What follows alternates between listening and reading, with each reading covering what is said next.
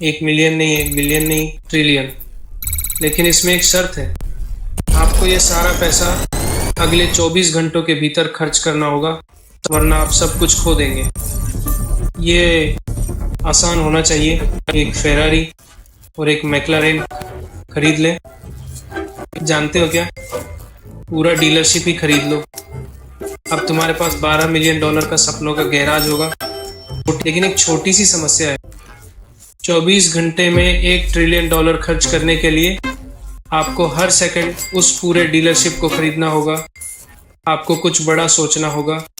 चलिए 100 लोगों को काम पर रखते हैं जो 100 सबसे महंगी नौकाओं का पता लगाएं और उन्हें हमारे लिए खरीद लें। और चलिए हर भाड़े के सैनिक को 10 लाख डॉलर का बोनस देते हैं।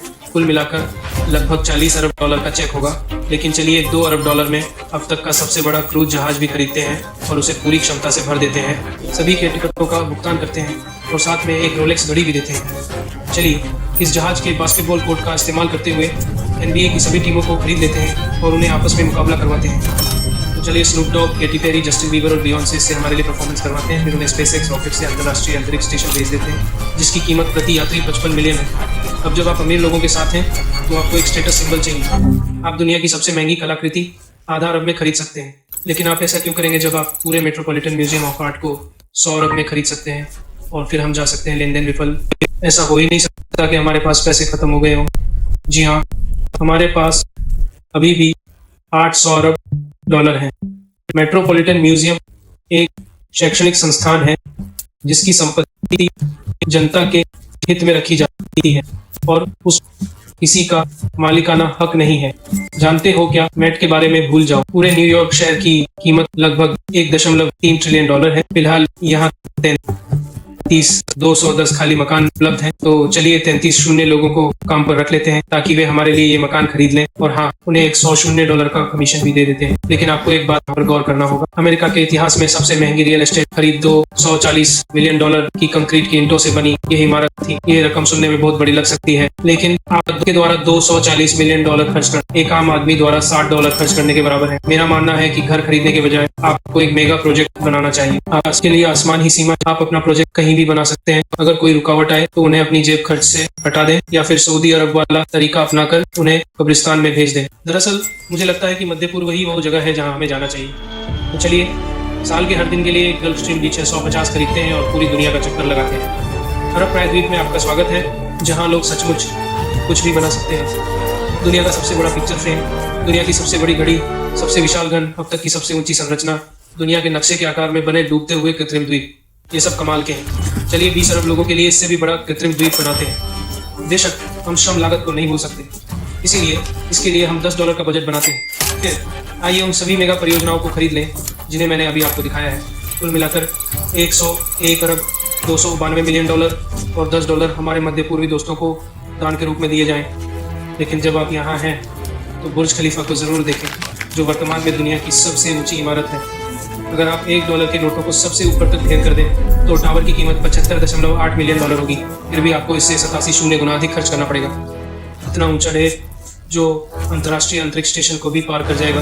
अगर आप कभी इतना पैसा खर्च करना चाहते हैं तो रियल एस्टेट के बारे में सोचना बंद करें और 51वें राज्य के बारे में सोचना शुरू करें। क्या आप समझ रहे हैं कि मैं क्या कहना चाह रहा हूँ? एक देश खरीद लें।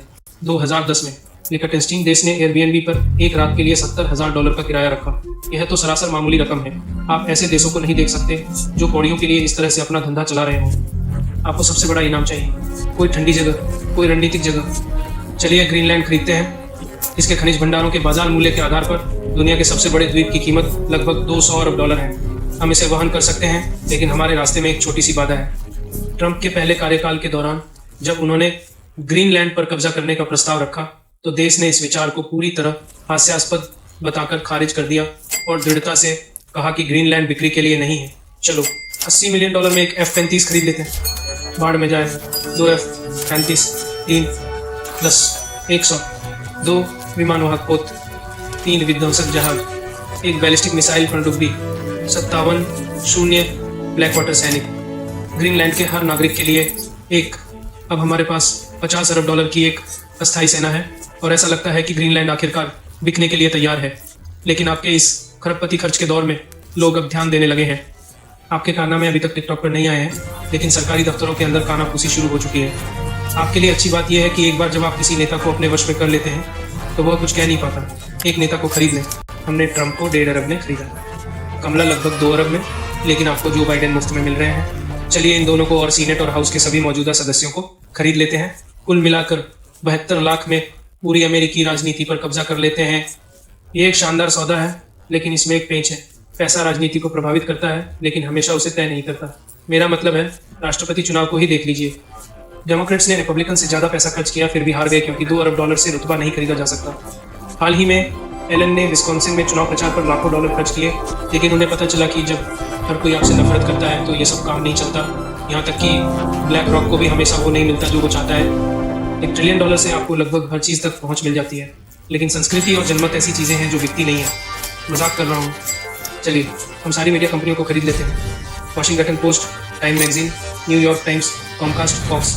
पूरे साल के लिए वैश्विक विज्ञापन खर्च लगभग $1 ट्रिलियन है। इसका मतलब है कि औसतन $3 अरब प्रतिदिन। तो चलिए 1 हफ्ते तक लगातार प्रचार करते हैं, सब ठीक हो जाएगा। लेकिन अगर फिर भी परेशानी हो रही है तो एक आखिरी तरीका है जिसे आप आजमा सकते हैं। हर दिन एक दान देने से मौत की सजा से बचा जा सकता है। परोपकार का समय आ गया है। चुनने के लिए कई कारण हैं, लेकिन आपको सबसे पहले ज़रूरतमंद लोगों से शुरुआत करनी चाहिए। अमेरिकी सरकार। वर्तमान में अमेरिका एक बेघर व्यक्ति की तुलना में $36 ट्रिलियन अधिक गरीब है। यह संख्या प्रतिवर्ष $2 ट्रिलियन बढ़ रही है। सौभाग्य से अब आप हमारे साथ हैं।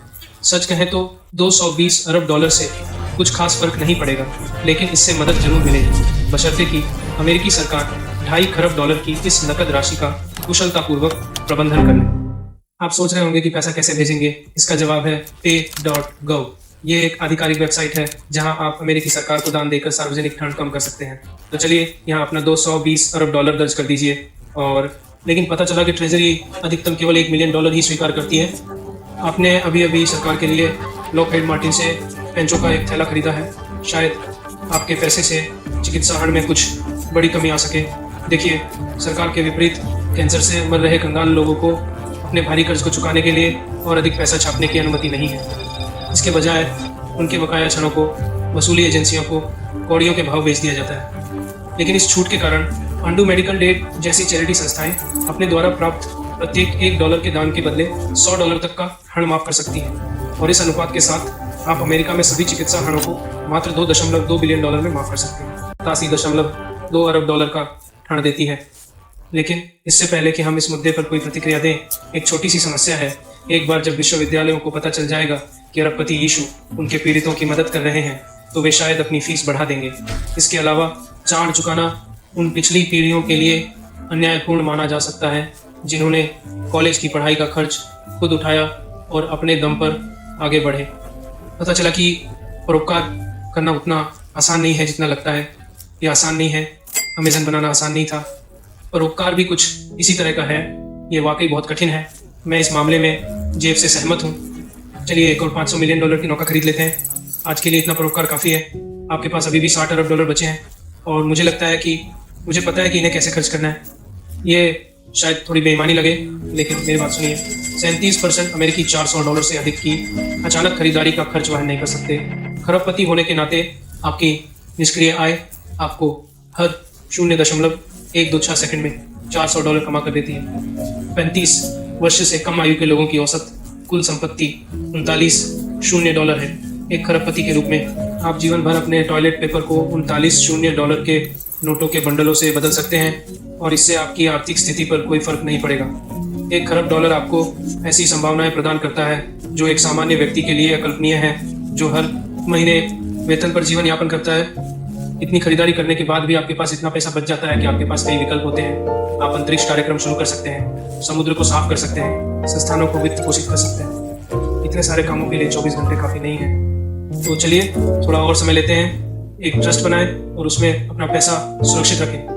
अब आप मानवता को बदलने वाले उन सभी प्रयासों के बारे में निश्चिंत होकर सो सकते हैं। दुनिया के सबसे महंगे बिस्तर पर